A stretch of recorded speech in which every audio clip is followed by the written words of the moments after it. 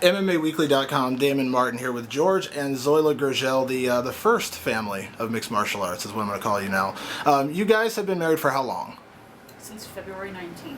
He should have answered that quicker, you know that, right? I was going to say February. She gives the dates. I do the big business. She takes care of the small things. Let's backtrack because championships and stuff and getting belts and I just do the training. Let's backtrack a little bit. How did you guys meet? Strikeforce. There was a photo shoot in Strikeforce. I was walking in, he was walking out. He complimented my skirt and The color pink brought us together. I like hot pink and she walked in. It was one of those butterfly effects type of thing. Had I left the room like 5 seconds early and she walked in the photo shoot 5 seconds late, I would never cross paths before. Ever. We would never done it. So as she's walking in, I'm walking out. She's wearing this little pink skirt with black and pink, and I go, I like your skirt. And that's all I said. And she looked back and she goes, I'll let you borrow it sometime. And I walk out of the room. I look at Mark. She was mad. Maybe I'll let you borrow it sometime. I walked out of the room. It was before the Evangelista fight, and as soon as I walked out, I go to Mark. He goes, "Did you see that? I think she's good looking." Mark Tugger goes, "George, you keep your eye. You keep your eye on the prize. You gotta fight, don't you?" And he started yelling at my guys. I'm just saying. I thought she was good looking. She was nice. And then I watched her fight. Before my fight, I saw her throwing punches. She did the Superwoman punch, and then I was like, and she can fight. And from then on, I kind of, we didn't have any contact. I lost that decision, and she won the fight. And then we didn't talk to each other for a while. We ran each other in the club in Vegas, and then she hit on me. Whatever. What?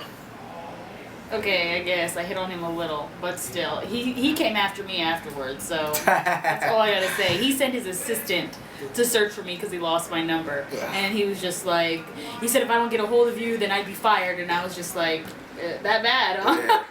Yeah.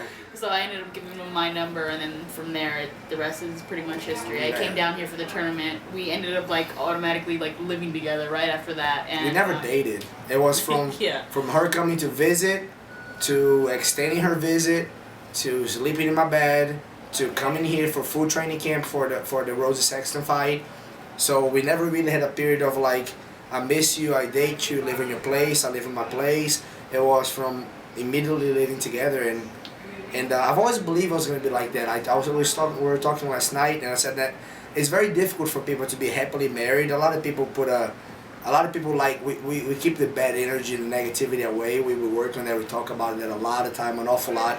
Both of our lives are in the spotlight all the time, and it's very easy to get negative feedback either for our marriage or for somebody talking about me to her or vice versa, talking about bad to her. And we try to just brush all the negativity out because it's the only way to be happily married. She came from California. I never thought, how can you really truly find your soulmate, the person that you're meant to be with, in the same town that you're ingrained in and living for the rest of your life? The chances are very, very, very small. I always had this idea that I was going to travel somebody and meet that person, and that was exactly how it was. She was from the farthest place from Cincinnati, from Madera, California, and I haven't even heard of Madera, California. And she came visit once, she came visit twice, and I had this feeling every time she left in the airport. I had this uneasy feeling in my stomach that I didn't like it at all. They call it falling in love feeling. That I didn't know what it was. and then I asked her, I don't know.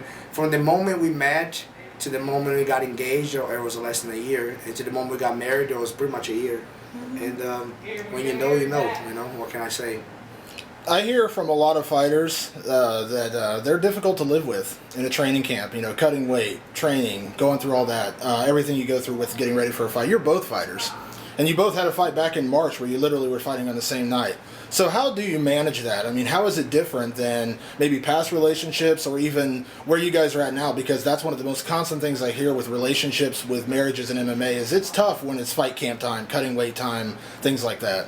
That's one of the main reasons why I try to stay away from relationships when I started fighting. It really started to get serious. Was nobody could, especially men, they could not understand why you're staying there late and why you're training so much and why you just want to be left alone and why you need to eat this way and why you don't want to be here or be there. it was really hard to have to try to explain that to somebody, and why should I, you know? But to be with him, it's completely different, because not only does he know the lifestyle that I live, I mean, he lives it himself. So we don't have to explain to each other why we want to be left alone, or why we're eating a certain way, or why we don't want to go to this place or that place.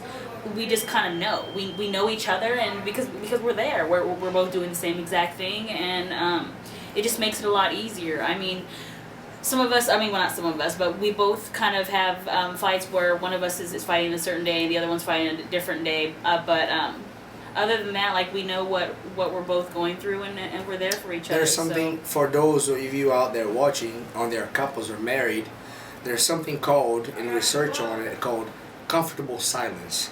It's very hard to find, you know, even with friendships, and especially with your significant other. When you can have the person around in the room and in the house, and you don't even really have to be connected or talking or watching a movie together, but just the presence there. Even if I want to be left alone because I'm visualizing my fight, or Zoila is a little more, she gets in her own little world all the time before her fights, and she's watching videos over and over. She got her headphones on, and I just know she's there. There's no better feeling than know that there's somebody that loves you and is there for you. But you don't need to talk and say, "Are you okay? Do you need anything? What's wrong with you? What is wrong with you? What's the matter? What's the matter? It's called When are you gonna be home? Yeah. Why are you out there so late? No, I'm home and I'm home. She's home and she wants to be home. It's called comfortable silence. You know, we have the very good understanding. My mom taught me this a long time ago. It's a family that really love each other, and a married couple that love each other. He goes, we'll know when you can communicate without words, and.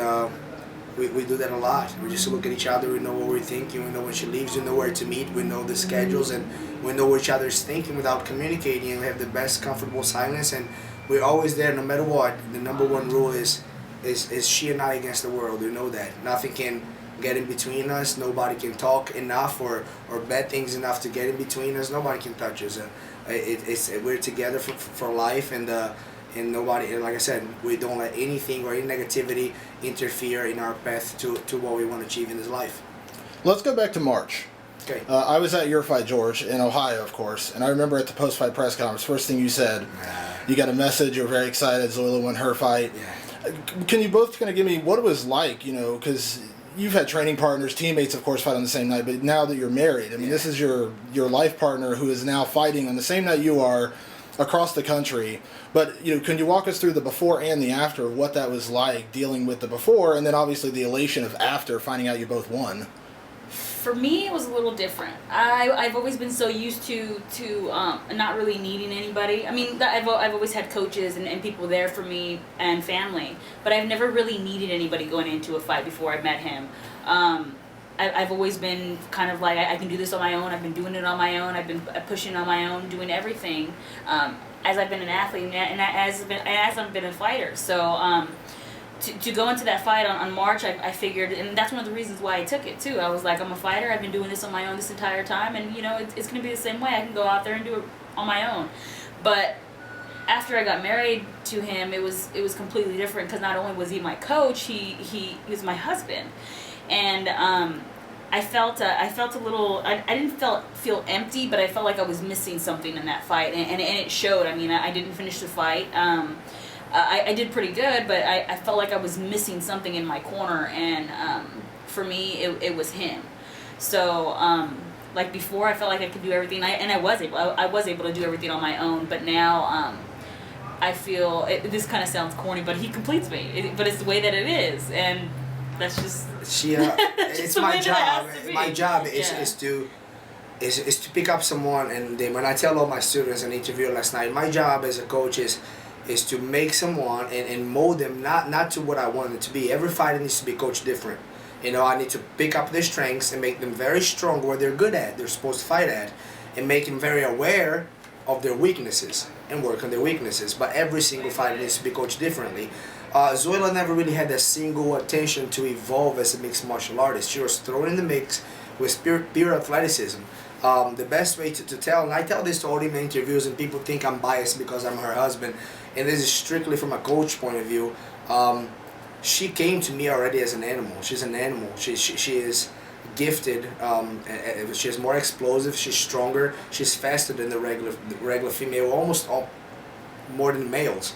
They're her size and her weight. She was already an animal and a machine. I just turned her into a indestructible animal. So that's the best way I can explain it. I picked up an animal that could fight and go forever. It got cardio for days, and I tweaked a little bit in the personality here, tweaked a little bit in the ground game here, tweaked a little in the confidence here, knowing that you need somebody.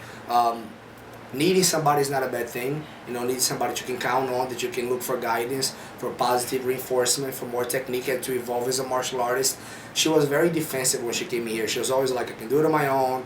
Everything I do is on my own. And to be a world champion that she is already, and to reign as a world champion, that she will reign as a world champion, she needs to evolve. She embraced that.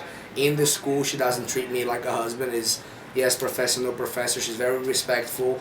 She understands how the system works here. All the coaches love her, and it shows. You know, she hasn't scratched 25-30% of her potential yet. You know, I'm just the guy that's been fighting for a long time, but I always tell in all the interviews, and I'll continue saying, that if the family, she's the champion of the family. She always will be the champion of the family. I'll be the fighter because I love the fighter. My calling is to be a coach. I love to fight more than anything in the world, but as far as talent, raw talent to fight and to build a champion, if I had to sacrifice, she's a champ. What's the future hold for the Gurgels? You guys have obviously evolved into Cincinnati. You've been here for many, many years, George. Obviously, Zoila, you moved here now. You built a home. You guys are continuing to build fighters. What's the future hold for the Gurgels? The sky's the limit. There's no... If you set standards, or if you compare yourself to anybody or any couple, or if you set standards, therefore there's a limit. I don't have standards. We seize the day. We do the best we can today. Tomorrow takes care of itself. You know, there's been a lot of talk, and there's been 3 or 4 calls from producers from LA talking about a reality show. We definitely welcome that idea. Everybody talks to us all the time because I can't believe you guys have a reality show. We have the backing riches here. We have the supporting cast, the facility, and everything else. Doing commentating. Zoila can do. I think Zoila is going to be very busy with endorsements and sponsorship once women MMA gets to the level that it deserves to be. I think women's MMA is the next hottest thing going on. Rather, Dana said back in the day that UFC wouldn't be in the UFC because really there was about maybe 2-3 girls that the whole world would actually like to fight. 2 years ago, the women's MMA were very, very sloppy. They were just bad fights, and I agreed with it back then. It didn't belong in the cage. Now, within 2 years development, you see, Megumi Fuji. I love to see Megumi fight. My wife, obviously, I love to see Zoila fight. Marla Skonen. And Jermaine, what's her name? Jermaine. She's a great fighter also. There's a Julia Buds coming up. Jessica Aguilar is not a bad fighter whatsoever. So there's a lot of good fighters out there that people want to see fight. So women's MMA is not going to go away. It's not only going to grow, but very soon they're going to be headlining cards. People will want to see women that fight like she fights and like Fuji fights, headlining cards. It's a matter of time. Final question, just for Zoila. There's a very famous video floating around the internet now. Were you jealous when you saw Rich in that tub with George? I wasn't jealous at all. Not at all. Thank you very much for the interview, guys. Thank you.